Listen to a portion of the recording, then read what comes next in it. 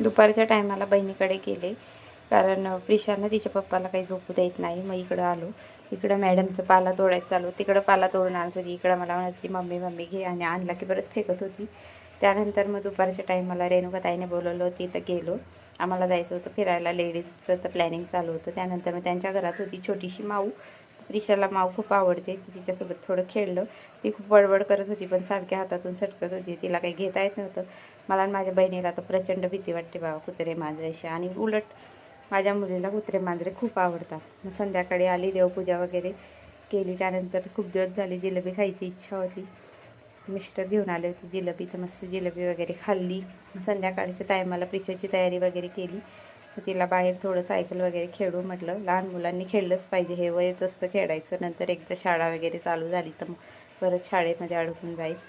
इकडं मस्त प्रिशा सायकल चालवत होती. तिला पण मज्जा येत होती सायकल चालवण्यात. अजून पायडल वगैरे तर काही मारता येत नाही, पण मस्त खेळते. चला मग भेटूया नेक्स्ट व्हिडिओमध्ये. तोपर्यंत बाय. व्हिडिओला लाईक करा, शेअर करा.